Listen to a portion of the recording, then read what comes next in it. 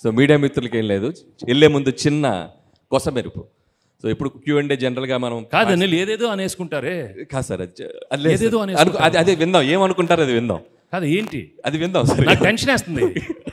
ఏమేమి అనుకునేది కాదమ్మా, ఒక ఎక్స్ గర్ల్ ఫ్రెండ్ ఎక్స్ ఏదేదో అనేసుకుంటారు కాదు. సో మనకేం లేదు సార్, సినిమాలో ఉన్న కాదు తన కిడ్నీ తను తీసుకుంటుందా, ఆ లెవెల్ వరకు ఎన్నో థాట్స్ వచ్చేస్తాయి. సార్ మిమ్మల్ని కన్ఫ్యూజ్ చేస్తున్నారు.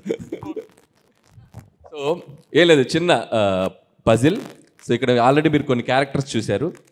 So X cap, excellent wife, ex girl friend, ఒక సీఎం గారు నరేష్ గారు, అండ్ పార్టీ ప్రెసిడెంట్ వీటీ గారు. మీకు బ్యాక్లో కొన్ని క్యారెక్టర్స్ డిస్ప్లే అవుతున్నాయి ఇప్పుడు. So Jailer, Bihar Orissa rowdies, and the Microsoft company CEO and constable. So వీళ్ళందరి మధ్య ఒక కథ నడుస్తుంది. సో నాకు మీడియా మిత్రులంటే ఒక గౌరవం.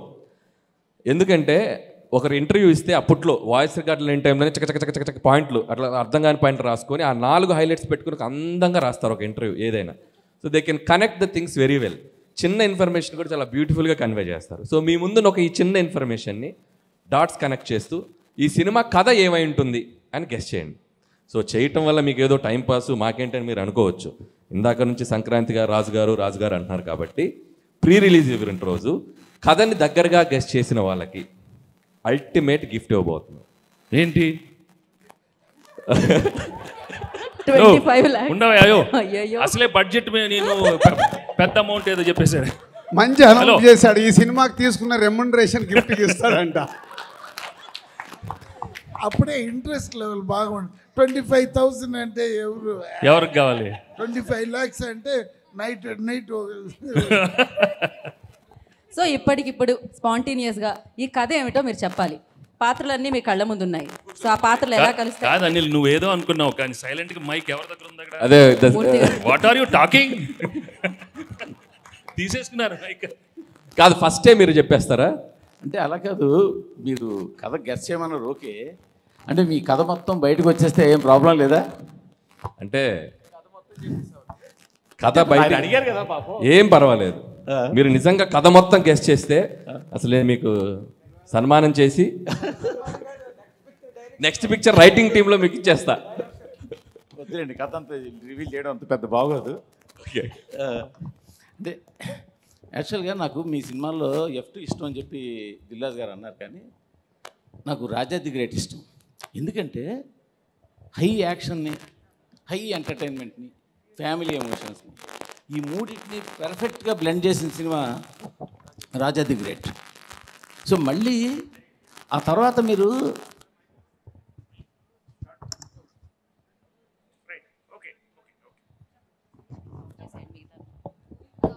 హలో తర్వాత మీరు ఎంటర్టైన్మెంట్ చేస్తున్నారు కానీ యాక్షన్ కొంచెం వదిలేశారు. నాకు ఈ సినిమా చూస్తుంటే మళ్ళీ రాజా ది గ్రేట్ లాగా అటు ఫ్యామిలీ, ఇటు యాక్షన్, అటు వెంకీ గారికి కావాల్సిన ఇంటింట్లో ప్రియరలు, ఒంటింట్లో ప్రియరలు, ఆ బ్లెండ్ ఇవన్నీ కలిపి మీరు కథ అల్లినట్టు కనిపిస్తుంది. బేసిక్గా సీఎం ఉన్నారు, పార్టీ ప్రెసిడెంట్ ఉన్నారు, CEO ఉన్నారు, సో అక్కడ గ్యాంగ్స్టర్లు ఉన్నారు. సో ఒక క్లైమాక్స్లో ఏదైనా ఒక కిడ్నాప్ డ్రామా లాంటిది ఏదో మిక్స్ చేసి ఉంటారని అనుకుంటున్నాను. సో ఎక్స్ కాపుకి పిలుపు రావడం, ఎక్స్ కాపు వెళ్ళి సేవియర్ లాగా ఆ స్టేట్ గవర్నమెంట్ ప్రాబ్లమ్ని సాల్వ్ చేయడం, ఈ సాల్వ్లో ఇద్దరు హీరోయిన్లు ఆయన పక్కన ఉండి ఎంటర్టైన్మెంట్ చేయడం, ఇదన్నీ నేను అనుకుంటున్నాను.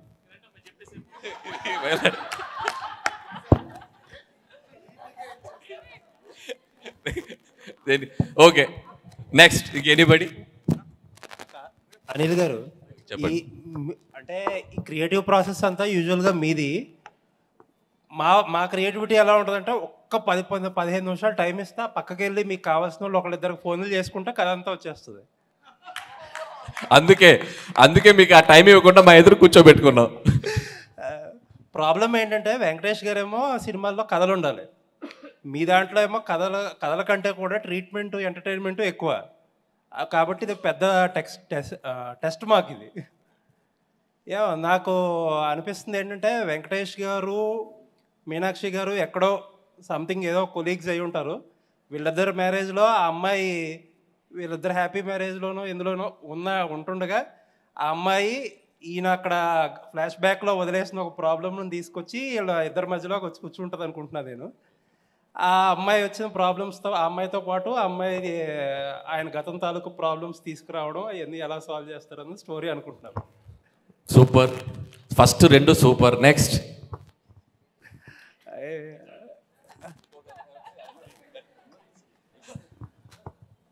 మీనాక్షిని బిఫోర్ ఎంట్రీ అమ్మాయిని ఏదో సిచ్యువేషన్లో సేవ్ చేసి ఉంటారు కాప్గా ఉన్నప్పుడు. తర్వాతకి ఈయనకేదో ఒక డెఫిషియన్సో ఏదో వచ్చి ఏదో ప్రాబ్లమ్స్లో ఉండుంటారు. అప్పటికి ఈ అమ్మాయికి వీళ్ళ ఆ CEO వీళ్ళకి ఏదో ఇష్యూ ఉండుంటుంది. ఆ ఇష్యూని సాల్వ్ చేయడానికి ఈ అమ్మాయి హెల్ప్ చేసి ఉంటుంది. ఓ వండర్ఫుల్. Next anybody? సార్ ఇక్కడ సార్ సాఫ్ట్వేర్ యజమాని ఎవరైతే ఉన్నారో ఓకే, సో తను మర్డర్కి గురవుతాడు అనుకుంటున్నాను. దాన్ని సాల్వ్ చేయడానికి ఎక్స్ కాపుగా ఉన్నటువంటి గర్ల్ ఫ్రెండ్ సహాయంతో ఇప్పుడు ఎవరైతే IPS ఉన్నారో మీనాక్షి గారి సహాయంతో ఎక్స్ కాపుగా ఉన్న అతను తన వైఫ్ ద్వారా ఈ కేసుని అంతా ఛేదిస్తాడు. దానికి అక్కడ ఉన్నటువంటి సీఎం కావచ్చు, వాళ్ళ ఏవైతే పార్టీ ప్రెసిడెంట్ ఎక్స్ సాఫ్ట్వేర్ దానికి లింక్ ఉంటుంది. దానికి సీఎం ఏ విధంగా సహాయపడతాడు, ఆ మధ్యలో జరిగిన డ్రామా ఏంటి, వాళ్ళ ఫ్యామిలీ ఆ మర్డర్ని ఏ విధంగా చేంజ్ చేస్తుంది, ఏ విధంగా ఆ కేసును సాల్వ్ చేస్తుంది అనేది గెస్సింగ్ సార్. అంటే నిజంగా చాలా ఇంట్రెస్టింగ్ ఉంది. అంటే ఒక ప్లాట్ పాయింట్కి ఎన్ని పాయింట్ ఆఫ్ వ్యూస్ ఉన్నాయో తెలుస్తుంది సార్. అది కాదు సార్, ఇది సినిమా షూటింగ్ మొదలెట్టే ముందు పెట్టుంటే 4-5 కథలు తిద్దరు, సీక్వెల్ తిద్దరు. ఇప్పుడు పర్లేదు, ఇప్పుడు నోట్ చేసుకుంటాం. బాగా చెప్తే అనిల్ గారు, ఊర్లో అమ్మ ఫోన్ చేసి ఎరా దీపావళికి వస్తున్నావా, ఉగాదికి వస్తున్నావా అంటే, లేదమ్మా మేము సంక్రాంతికి వస్తున్నాం అని చెప్పుంటారు. అంతే కదట స్టోరీయా? ఓకే, ఇంతకు మించి స్టోరీ సార్. అది కాదు సార్, ఒక పోస్టర్ పెట్టి కథ చెప్పమంటే కాదు. పోస్టర్ అండి, మీకు అన్ని క్యారెక్టర్స్ ఉన్నాయి, ఒక కథలో ఉన్న పాత్రలన్నీ ఉన్నాయి. ఇప్పుడు మూర్తి గారు చెప్పారు, సార్ చెప్పారు, అండ్ ఆయన చెప్పారు, లక్ష్మీనారాయణ గారు చెప్పారు. వాళ్ళు నేను ఎంతవరకు చెప్పారనేది లాస్ట్లో చెప్తా. But they tried very well. అది వెరీ వెల్. అది సరే. ఇప్పుడు సంక్రాంతికి వస్తున్నారు కాబట్టి ఈ టైటిల్ పెట్టారు. ఒకవేళ సంక్రాంతికి రాకపోతే X3 అని పెట్టేవారా? లేదండి, X3 X3 ఓ ఎక్స్గా అంటే ఈ సినిమా కథలోనే అది భాగం. అదేంటనేది మీరు సినిమా చూసాక అర్థం అవుతుంది, ఎందుకు పర్టికులర్గా సంక్రాంతికి వస్తున్నాం అని చెప్పడం. There is a reason for that. ఏదో రిలీజ్ గురించో ఫెస్టివల్ దీని గురించో కాబట్టి there is a reason for that. Anil garu, ఇక్కడ నేను కథ గిద ఏమో ఊహించను, కానీ నేను ఒకటి అడుగుతా మిమ్మల్ని. సార్ మేము అడిగింది ఒకటి చెప్పి మీరు అడగండి సార్. అదే చెప్తా, మేము అడిగిన దానికన్నా ఏదో ఒకటి చెప్పి అడగండి. భగవంత్ కేసరిలో జైలర్ చచ్చిపోతే SI చచ్చిపోయినట్టు బ్రేకింగ్ వేసిన అనిల్ రావుపూడి ఈ సినిమాలో పక్కన IPS ఆఫీసర్ని పెట్టుకొని అట్లాంటి తప్పులు చేయకుండా ఈ సినిమా తీస్తున్నారా? మీరు ఇంకా మర్చిపోలేదు అది. సమస్యలు ఎందుకు అసలు ప్రపంచంలో ఎన్ని సమస్యలు ఉన్నాయి సార్, ఎన్ని సమస్యలు ఉన్నాయి నాకు అర్థం కాల. ఇదే సినిమా కాదు, న్యూస్ బులెటిన్ లో జైలర్ బదులు SI రాసావంట. అది మర్చిపోరా మీరు? 1 year అయింది సార్ మూర్తి గారు. అదేంటి, అది నా తప్పు కూడా కాదు. కింద జైలర్ బదులు SI రాశారు. ఆయన ఇంకా గుర్తుపెట్టుకుని అడుగుతున్నారు. My God. అనిల్ గారు నాకు 2 అనుమానాలు. దిల్ రాజు గారు ఇదంతా ఫిట్టింగ్ పెట్టి కథలు అని చెప్పి ఆయన మనసులో మీరు మా సినిమాలు బాగున్నాయని బాగాలేదని అంటారు కదా, బాగా అయ్యిందిలే మీకు, మీ క్రియేటివిటీ మీరే చూసుకోండి అని ఆనందిస్తున్నారేమో అని ఒక అనుమానం. ఇంకొక అనుమానం ఏంటంటే, మొత్తం కథలన్నీ కలెక్ట్ చేసుకుంటారు, మాకేదో ప్రీ రిలీజ్లో గిఫ్ట్ అంటారు, మీరు ఇప్పుడు 15 కోట్లు 20 కోట్లు పెట్టి ఆ కథలతో సినిమాలు తీసేస్తారని ఒక భయం ఉంది. ఖచ్చితంగా మీరు చెప్పిన కదా మీకు గుర్తుంటుంది, మీ క్రెడిట్ మీకు ఇస్తాం, కావాలంటే రెమ్యునరేషన్ కూడా ఇస్తాం. అదే ఐడియా, కదే చెప్పాలి వెంకట్ గారు, కదే చెప్పాలి. కదే అండి. అంటే నాకు గతంలో ఒక సినిమా చూశాను, జీవిత ఖైదీ అని, శోభన్ బాబు గారిది. అందులో కూడా జయప్రద, జయసుధ గారు, శోభన్ బాబు గారు SI, జయప్రద గారేమో పోలీస్ ఎక్స్ లవర్, జయసుధ గారేమో వైఫ్. ఈ ముగ్గురు సేమ్ క్యారెక్టర్స్ ఇవి. కాకపోతే దాంట్లోనేమో జయప్రద గారు చనిపోతారు, సీరియస్గా అది క్లైమాక్స్. ఇందులో మీరు ఫన్గా చూపిస్తున్నారేమో నాకు అదే. కాకపోతే అంటే ఆ క్యారెక్టర్స్ చూసినప్పుడు 3 క్యారెక్టర్స్ కూడా జీవిత ఖైదీ ఆ సినిమా క్యారెక్టర్సే నాకు ఇక్కడ వచ్చినాయి. సేమ్ క్యారెక్టర్స్ సేమ్ మొత్తం అలా అయితే అనిపించింది. Fun, serious. అది మీరు కథ చెప్పలేదు, నాకు ఆ క్యారెక్టర్స్ నాకు అయ్యే క్యారెక్టర్స్ చెప్పారు. Okay okay, done done. Okay next next Lakshmi గారు కథ చెప్తున్నారు అంతే, క్వశ్చన్స్ కాదు. అందుకేగా మిమ్మల్ని అడుగుతున్నాం. అడగండి, చెప్పండి. సారీ ఇక్కడ అనిల్ గారు ఒక్క నిమిషం. సో సీఎం మనవడు అనుకుంటా అబ్బాయి, ఐశ్వర్య రాజేష్ సీఎం కూతురు. ఆ ఒడిశా వాళ్ళు వచ్చి కిడ్నాప్ చేస్తారు. ఎవరిని? సీఎం మనవండి ఐశ్వర్య అన్ని బుల్రాజు గారిని కిడ్నాప్ చేస్తే ఆ టైంలో అంటే జాబ్. సో మైక్, ఇంకో మైక్ తీసుకోండి. సో అతను సీఎంగా ఉన్నప్పుడు ఏదో ఇష్యూస్ వచ్చి ఆయన జాబ్ వదిలేస్తాడు, వైఫ్ని కూడా వదిలేస్తాడు. మళ్ళీ కొడుకు కోసం వీళ్ళందరూ కలుస్తారు. అప్పుడు ఆమె ఎంప్లాయీగా ఉన్నారు, కాప్గా ఉన్నారు. సో కొడుకుని కనిపెట్టడానికి వీళ్ళంతా ఒక గేమ్. అందులో లాస్ట్ ఆ లేడీస్కి సంబంధించి సమ్ సెన్సిటివ్ పాయింట్ ఇస్తారనిపిస్తుంది. ఎందుకంటే అనిల్ రావుపూడి అంటే 100% ఒక మెసేజ్ ఉంటుంది. అది భగవంత్ కేసరి కావచ్చు, ఇప్పుడు కావచ్చు. ఇది మొత్తం సీఎం పాయింట్ ఆఫ్ వ్యూలో ఉంది. ఇప్పుడు మీరు చెప్పిన దాంట్లో అనిల్కి ఒక కొత్త స్టోరీ దొరికిందండి, సీక్వెల్ దొరికింది. అండ్ ఇంకోటి ఇందాక మీరు అన్నట్టు దిల్ రాజు గారికి దీంట్లో ఏం ప్రమోయం లేదు మొత్తం. ఇది అనిల్ నిన్న ఫోన్ చేసి సరే ఇలా కొత్తగా చేద్దాం అనుకుంటున్నా నీ కాన్సెప్ట్ చెప్పాడు. సో చాలా బాగుంది చెయ్యని ఇలా అనుకున్నాం అంతే. నాది దీంట్లో ప్రమేయం లేదు. ప్రమేయం అంటే కుదరదు, గెస్ట్ చేసిన వాళ్ళకి గిఫ్ట్లు ఇవ్వాల్సిందే. అనిల్ గారు యా ఇక్కడ నెక్స్ట్ కదా అనిల్ గారు నెక్స్ట్ కదా ఓపెన్ చేస్తే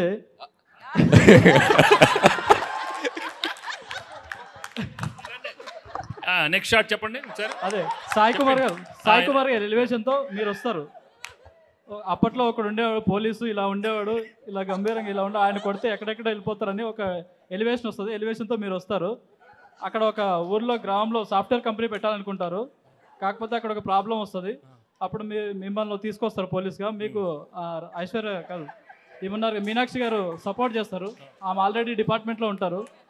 సపోర్ట్ చేసిన తర్వాత మీరు ఎలాగో ఎక్స్ గర్ల్ ఫ్రెండ్ కాబట్టి మీ మధ్యలో మళ్ళీ ఆమె వస్తారు. అలా ఫన్ నడుస్తుంటుంది. ఆ తర్వాత సీఎం ఏం చేశారు, అలాగే పార్టీ ప్రెసిడెంట్ ఆ ఊరిని కాపాడడానికి అలాగే అక్కడ ఫ్యాక్టరీ మైక్రోసాఫ్ట్ ఫ్యాక్టరీ రావడానికి ఏం చేశారు అనేది ఒక స్టోరీ అనుకుంటున్నాను. కాదు, తెలుగు ఫిల్మ్ ఇండస్ట్రీలో ఒకరు కథ చెప్తుంటే లైవ్ పర్ఫార్మెన్స్ చేసింది ఇదేనేమో. మీరు కథ చెప్తుంటే మీ ముందు పాత్రలు కదులుతున్నాయి, మీరు గమనించారా లేదో.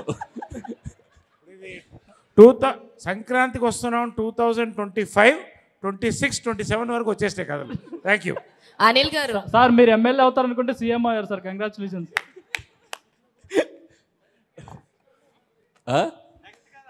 అనిల్ గారు పక్కా అనిల్ గారు ఇక్కడ కీర్తి. నేను ఎక్స్పెక్ట్ చేసిన స్టోరీ అయితే కనుక ఫస్ట్ స్టోరీ స్టార్టింగ్ అవసరాల శ్రీనివాస్ గారితో స్టార్ట్ అవుతుంది. సో అవసరాల శ్రీనివాస్ గారికి మాఫియాకి మధ్యన జరిగే ఇష్యూస్లో రిమైనింగ్ కథ అంటే వెంకటేష్ గారి కథ ఒక ఫ్యామిలీ ఎంటర్టైనర్ మధ్యలో వస్తూ ఉంటుంది. సో ఆ కథలో వచ్చిన ఒక చిన్న ప్రాబ్లంకి కీ పాయింట్ సాయి కుమార్ గారు. సో ఆ సాయి కుమార్ గారు నుంచి వెంకటేష్ గారికి స్టోరీ డైవర్ట్ అవుతుంది. మధ్యలో ఫన్ ఎలిమెంట్స్ అన్నారు కాబట్టి నరేష్ గారిది అండ్ అలానే గణేష్ గారిది ఫన్ ఎలిమెంట్స్ అన్నారు కాబట్టి సో కనెక్టివిటీ ఉంటుంది. అలా అది మేము ఎక్స్పెక్ట్ చేస్తున్నాం. కీర్తి మీ ఫోన్ నంబర్ ఏంటి? చెప్తాను. ఏ ప్రొడక్షన్ చూడండి, స్టోరీ డిపార్ట్మెంట్లో పెట్టండి అయ్యా, తీసుకోండి అయ్యా, నోట్ చేసుకోండి. అదే అసలు ఏం చెప్పేస్తున్నా అనిల్, అసలు అందరూ ఎవ్రీబడి వెరీ నైస్. అనిల్ గారు can I guess? Ya please. Avasarala Srinivas గారు ఐశ్వర్యరాజ్ గారు బ్రదర్ అండ్ సిస్టర్స్. సో ఆయనకి ఏదో ఒక ప్రాబ్లం వస్తుంది, ఒక క్రైమ్ జరుగుతుంది అనమాట. అంటే విలన్ కి అండ్ అదే ఒక క్రైమ్ ట్రయాంగిల్ క్రైమ్ స్టోరీ అయితే జరుగుతుంది. చెప్పండి. ఒక క్రైమ్ ట్రయాంగిల్ స్టోరీ అయితే జరుగుతుంది. అంటే విలన్కి ఐశ్వర్యరాజ్ గారికి అండ్ వెంకటేష్ గారికి. సో మీనాక్షి గారు కూడా దాంట్లో ఎలా హెల్ప్ అయ్యారు ఏంటి అనేది ట్రయాంగిల్ క్రైమ్ స్టోరీ. అంటే ఇప్పుడు ఐశ్వర్య అవుటా స్టాప్ మంచి హీరోనే కదా సార్, చంపేయకూడదేమో. చంపేయకూడదు కదా. సో అనిల్ గారు ఇక్కడ ఐఎమ్ హేమవాలిని అండి. సో నాకు సో నీకేమనిపించిందమ్మా? అదే చెప్తున్నాను. సో నాకు అనిపించినంత వరకు ఏంటంటే మీ సినిమాస్ వీళ్ళు అందరూ చెప్తున్నట్టు ఫన్ ఉంటుంది, కొన్ని ఈసారి యాక్షన్ కూడా ఉండబోతుంది అనిపించింది. అయితే స్టోరీ పరంగా వెళ్తే కనుక సో మీనాక్షి గారు ఎలాగో ఎక్స్ గర్ల్ ఫ్రెండ్ అని చెప్పని అన్నారు, ఆయన ఆల్రెడీ ఎక్స్ పోలీస్ ఆఫీసర్ అని అన్నారు. మేబీ ఆయన సర్వీస్లో ఉన్నప్పుడు ఏదో ఒక ఇన్సిడెంట్ వల్ల ఆయన దాన్ని లెఫ్ట్ అయిపోయి బయటికి వచ్చేసిన తర్వాత ఐశ్వర్య రాజేష్ గారితో పెళ్ళి అవ్వడం జరుగుద్ది. ఆ తర్వాత వాళ్ళ అబ్బాయి. సో ఇదంతా నడుస్తుంది. ఆయన వచ్చేసిన తర్వాత ఊర్లో మేబీ వాళ్ళ సీఎం ఉన్న ఊర్లోనే ఆయన ఉంటాడు. సో ఈయనకి అండ్ గణేష్ గారికి కూడా చాలా కామెడీ ట్రాక్స్ ఉన్నాయి కాబట్టి ఈయన ఏదన్నా ఒకవేళ రాంగ్ ట్రాక్ వెళ్తే దానికి సజెషన్స్ గైడ్ లైన్స్ కోసం మన వెంకటేష్ గారి హెల్ప్ తీసుకుంటూ ఉండొచ్చు. అయితే ఈలోపు మీనాక్షి గారు ఎలాగో ఎక్స్ గర్ల్ ఫ్రెండ్ కాబట్టి అక్కడ ఏదైనా లైక్ పోలీస్ స్టోరీస్లో ఏదన్నా ఒక చిన్న ప్రాబ్లం వచ్చి దాన్ని సాల్వ్ చేసుకోవడం కోసం వెంకటేష్ గారిని మళ్ళీ కలవచ్చు. ఆ ఉద్దేశంతో ఆయన దగ్గరికి రావడం అండ్ ఈవిడికి ఆల్రెడీ ఐశ్వర్య రాజేష్ గారికి వీళ్ళిద్దరూ ఎక్స్ అని తెలిసి వీళ్ళిద్దరూ కలవకుండా చూసుకోవడం. సో వీళ్ళిద్దరిని కలవకుండా చూసుకోవడం, అదేంటి దాని దగ్గరికి ఎందుకు వెళ్తున్నావు, నేను కదా మీ వైఫ్ అని చెప్పి అని ఇలాంటివి మధ్యలో వాళ్ళిద్దరి మధ్యలో ఉండడం. అండ్ ఈ మధ్యలో లైక్ మన అవసరాల శ్రీనివాస్ గారు అండ్ ఈ క్రైమ్ బ్యాచ్ ఎవరైతే ఉన్నారో మేబీ వీళ్ళు ఏదన్నా ఒక డిఫరెంట్ లైక్ ఏదన్నా సైన్స్ ఫిక్షన్ లో ఇప్పుడు చాలా జరుగుతున్నాయి కదా, అలా ఏదన్నా అయ్యుండి సో దీనికి ఏదన్నా ఒక పెద్ద క్రైమ్ ది అలా అనుకుని సంక్రాంతికి టార్గెట్ పెట్టుకోవాల్సింది. వాళ్ళు సంక్రాంతికి అదేమన్నా మనం ఆ సంక్రాంతి టైంలో దాన్ని చేద్దాము అమలు చేద్దామని అనుకుని ఉండొచ్చు. మేబీ అందుకే సంక్రాంతికి వచ్చామని ఒక టైటిల్తో నువ్వు చెప్పే లోపల మేము జనవరి 14 వచ్చేసింది. Jan 14 రేపే రిలీజ్. ఏంటమ్మా వెరీ గుడ్. అనిల్ గారు చెప్పండి. యాక్చువల్గా రమేష్ గారు, నరేష్ సీఎం అండ్ ఆయన పార్టీ ప్రెసిడెంట్, వీళ్ళిద్దరి మధ్యలో ఒక అమ్మాయి ఉంటుంది. సో వాళ్ళిద్దరి మధ్యలో అమ్మాయి, ఒక అమ్మాయి అంటే లవ్ స్టోరీ అంతా. వాళ్ళిద్దరి మధ్యలో ఒక అమ్మాయి మేబీ తను మర్డర్ అయి ఉండొచ్చు. వాళ్ళ దగ్గర ఈ పోలీస్ ఆఫీసర్ పనిచేస్తుండొచ్చు, అంటే ఈమెకు సంబంధించి మీనాక్షి. సో ఆయన కూడా ఎక్స్ కాప్ కాబట్టి ఆమెకున్న పరిచయాలతో ఆయన్ని కేసు డీల్ చేయడానికి పిలిచుండొచ్చు. అయితే ఈమెతో ఉన్న ఆ క్లోజ్నెస్ వల్ల వైఫ్ ఎప్పుడైనా ఇంకొక అమ్మాయితో ఉంటే వైఫ్కు ఆటోమేటిక్గా అనుమానాలు అవి ఉంటాయి కాబట్టి ఆమె ఏమన్నా ఇది చేయొచ్చు అండి. ఇలా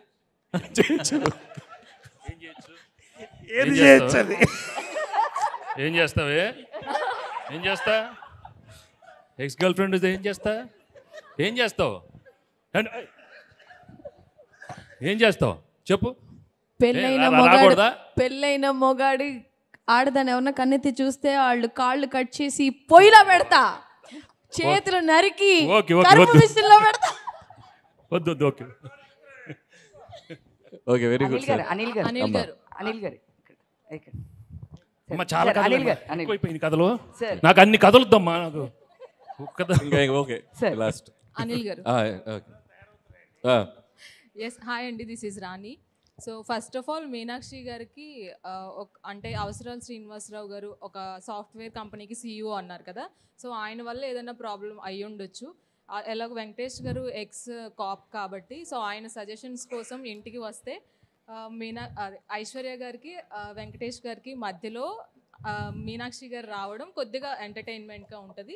అండ్ అలాగే బాలరాజు ఎవరైతే ఉన్నారో నరేష్ గారికి అండ్ అలాగే పార్టీ ప్రెసిడెంట్ గారికి మధ్యన మీరు లవ్ ట్రయాంగిల్ లవ్ స్టోరీ నడుస్తుంది అని చెప్పారు కాబట్టి సో అతని వల్ల ఏమన్నా నరేష్ గారికి అండ్ అలాగే ప్రెసిడెంట్ గారికి మధ్యన ఒక స్టోరీ ఉండుండొచ్చు. సో వీటన్నిటిని సాల్వ్ చేయడానికి సంక్రాంతికి మేము మీ దగ్గరికి వస్తున్నాం అని ఏదైనా పాయింట్తో వెళ్ళి ఆ ఇష్యూని ఏమన్నా సాల్వ్ చేస్తారేమో అనిపించింది. వీడు ఎవడు బాబు? ఎవరు బాబు? మీ బాబు. నాకు తెలీదు.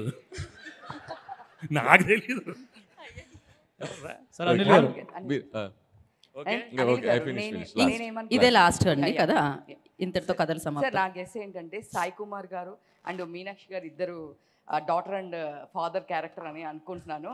సో వీళ్ళిద్దరు సో పోలీస్ బ్యాక్గ్రౌండ్ కాబట్టి సో వెంకటేష్ గారు కూడా పాస్ట్లో ఏంటంటే లవ్ చేస్తారు, బట్ సమ్ డిస్ప్యూట్స్ వల్ల వచ్చేసి ఐశ్వర్య రాజేశ్వరి గారిని మ్యారేజ్ చేసుకుంటారు. ఆ తర్వాత క్యారీ ఫార్వర్డ్ అవుతూ స్టోరీ క్యారీ ఫార్వర్డ్ అవుతున్నప్పుడు ఒక ప్రాబ్లం వల్ల సంక్రాంతి రోజు ఏదైనా ఒక ఇష్యూ సాల్వ్ చేస్తున్నారు కాబట్టి లవ్ ట్రాక్ జరుగుతూ ఉంటుంది కాబట్టి సంక్రాంతికి వస్తున్నాము అని చెప్పేసి చెప్తారేమో నేను. Okay, very good. ఆయన అయిపోయింది, ఆయన ఏదో సీక్వెల్ ప్లాన్ మీరు సంక్రాంతికి వస్తున్నారు కదా, సంక్రాంతిలో ఎస్ ఉంది కదా, కానీ మీ స్టార్ కాస్ట్లో లాస్ట్ అందరి పేర్లు ఎస్ వస్తుంది. నరేష్, గణేష్, వెంకటేష్, ఐశ్వర్య రాజేష్, భీమ్స్, ఇంతమందికి ఎస్ వస్తుంది. అందుకే సంక్రాంతి సార్ మైక్ ఇవ్వండి మూర్తి గారు. ఒకసారి మూర్తి గారు ఏంటండి? కాదు మూర్తి గారు, మూర్తి గారు సరదాగా, మూర్తి గారు సరదాగా నాకు ఒక చిన్న కోరిక ఉంది. మీరు మన మిత్రులు చెప్పిన కథలకి మీరు రేటింగ్ ఇస్తారా? Crazy sir. Okay sir last story sir. ఎవరయ్యా? ఇక్కడ సార్. సార్ ఏంటి అని అంటే మన మీనాక్షి చౌదరి గారు, వెంకటేష్ గారు ఫస్ట్ స్టార్టింగ్ లవర్స్ అనమాట. దాని మధ్య ఐశ్వర్య రాజేష్ గారు వస్తారు. ఐశ్వర్య రాజేష్ తో పెళ్లి చేసుకోవాల్సి వస్తుంది అనమాట. పెళ్లి చేసుకోవాల్సి వస్తే మీనాక్షి చౌదరి గారేమో ఇంకా రఫ్ గా హ్యాండిల్ చేసి ఆవిడ ఎలాగో కాప్ కాబట్టి అంటే సీఎం దాకా వెళ్తారు సార్. సీఎం దాకా వెళ్ళి వాళ్ళ మధ్యన పన్ను జరుగుద్ది. లాస్ట్ కి ఇంకా తప్పదు అనేసి ఐశ్వర్య రాజేష్ తో ఉండాల్సి వస్తుందని అనుకుంటున్నాను. అది సార్ క్లైమాక్స్. కాదు, first of all big claps to అందరికి క్లాప్స్ కొట్టాలి. అంటే ఇట్స్ ఒక్కొక్కరి పాయింట్ ఆఫ్ వ్యూ ఒక్కొక్కలా ఉంటుంది. ఒక్కొక్క డైరెక్టర్ ఒక్కొక్కలా తీస్తారు, ఒక్కొక్క రైటర్ ఒక్కొక్కలా రాస్తారు. సో ఒక చిన్న ప్లాట్ పాయింట్కి ఇన్ని పాయింట్ ఆఫ్ వ్యూస్ స్పాంటేనియస్గా ఇన్స్టెంట్గా చెప్పడం అనేది కూడా మామూలు విషయం కాదు. మీలో కూడా చాలా క్రియేటివిటీ ఉంది. Thank you so much Anil sir. Anil చెప్పిన వాళ్ళలో ఒక 4 మ్యాచ్ అయ్యారు మాకు. మీరందరూ ఇండస్ట్రీలోకి వస్తే ఇండస్ట్రీ బాగుపడుతుందమ్మా. అనిల్ సార్ నేను సూపర్ హిట్స్. అనిల్ గారు ఇక్కడ ఓకే లాస్ట్ చెప్పండి సార్. వెంకటేష్ గారికి ఎక్స్ గర్ల్ ఫ్రెండ్ మీనాక్షి గారు అని చెప్పారు కదా. మీనాక్షి గారు చిన్న ప్రాబ్లంలో ఉంటారు. ఆ ప్రాబ్లం వచ్చిన తర్వాత వెంకటేష్ గారికి సాల్వ్ చేయమని చెప్తారు. నాకు చిన్న ప్రాబ్లం అంటే నాకు తెలిసి కథ అదే సార్. ఓకే, మీరు పని చేశారు ఫిల్మ్కి, మీరు ఎలా చెప్తారు? లేదు లేదు అట్లా చెప్పకూడదు. లేదు, కథలు ఈ కథలన్నీ ఇక్కడతో అయిపోయాయండి. సంవత్సరానికి ఒక కథ, ఒక్కొక్క కాంపౌండ్ లో ఒక కథ మీకు. రైట్, మళ్ళీ చెప్తున్నారా? లేదు, కథలు ఏం చెప్పట్లేదు. ఓకే చెప్పు. మీరు రివ్యూ రేటింగ్స్ గురించి మాట్లాడారు.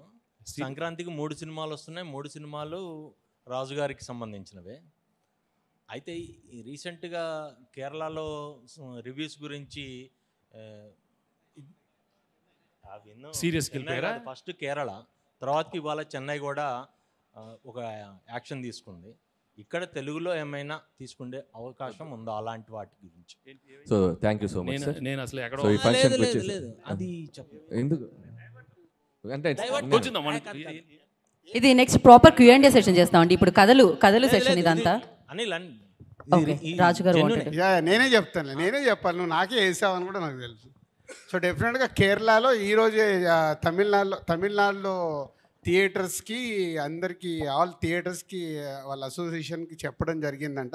నాకు కూడా పంపించారు. అది అక్కడ సక్సెస్ఫుల్ అవుతుంది కాబట్టి ఆటోమేటిక్గా అది మన స్టేట్ కూడా ఇంప్లిమెంట్ అయ్యే అవకాశం ఉంది. కానీ అది ఇండిపెండెంట్గా తీసుకునేది కాదు, ఛాంబర్ ద్వారా జరగాలి. కాబట్టి ఆల్రెడీ ఎగ్జిబిటర్స్ కూడా ప్రిపేర్ అయ్యారంట అది. సో ఛాంబర్ ద్వారా అవుతుంది. Okay, thank you so much కథలందరికీ. Thank you so much. ఖచ్చితంగా విన్నర్స్ ఇప్పుడు చెప్పాలా? ప్రీ రిలీజ్లో చెప్తారు. మేము ప్రీ రిలీజ్ ఈవెంట్ రోజు ఖచ్చితంగా మీరు అందరూ వస్తారు. మిమ్మల్ని స్టేజ్ మీదకి పిలిచి మీకు మైండ్ బ్లోయింగ్ గిఫ్ట్స్ ఇస్తాం. ముందే చెప్పాం, ఎందుకంటే కథ గెస్ట్ చేసేస్తారు ఆడియన్స్ కూడా కదండి. రైట్, మీరు 2026 సంక్రాంతికి వేసేసుకుని ఈ కథ ఏదో ఒకటి వాడేసుకోండి, పర్వాలేదు. Thank you so much media. Thank you so much.